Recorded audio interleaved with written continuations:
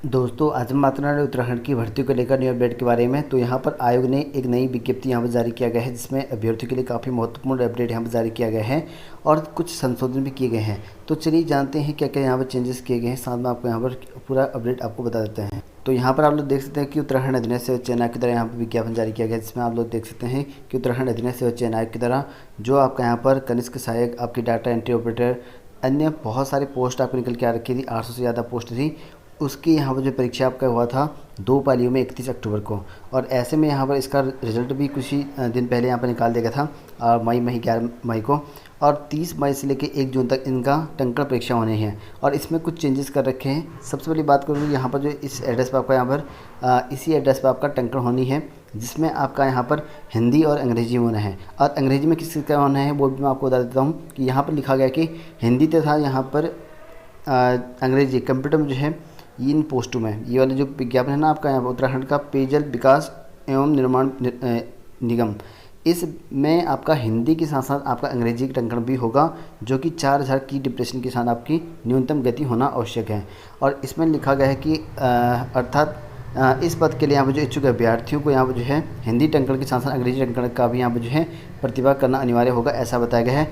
अगर उन्होंने यहाँ पर कहा है कि जो अभ्यर्थी हिंदी व अंग्रेजी टंकण परीक्षा में जो है सम्मिलित नहीं होंगे, उसका जो है यहाँ पर इस पद पर जो है चयन नहीं किया जाएगा। तो इस पद पर जो है उसका चयन नहीं हुआ जो दोनों ही टंकण परीक्षा नहीं देगा।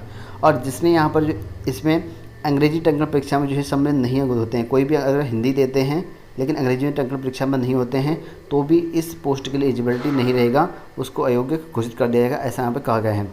यानी कि आपके जो है बाकी जो टंकण होते हैं ना, वो हिंदी में रहेंगे और सिर्फ इस पोस्ट के लिए आपके पास यहाँ पर अंग्रेजी टंकण चाहिए।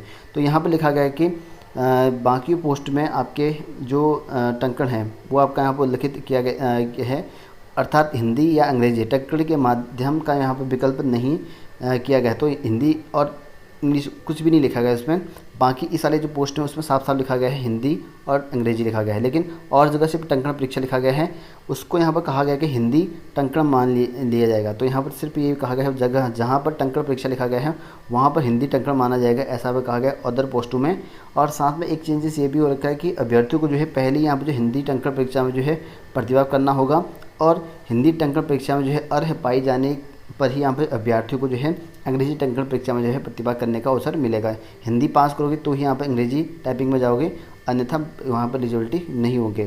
और साथ में यहाँ पर कहा गया कि नियोक्ता विभाग द्वारा यहाँ पर जो है जो रिकॉर्ड कीपर है और यहाँ पर पेशकार है, इन पदों के लिए हिंदी टंकण की जो है 4000 की डिप्रेशन की यहाँ पर अर्हता जोड़ दी गई। पहले नहीं था, लेकिन अब यहाँ पर जो है 4000 की डिप्रेशन आपके पास इन पदों पर भी आपका होना है, यानी कि अब ये भी आपकी टंकण परीक्षा होंगी इन पोस्टों के लिए भी, ठीक है।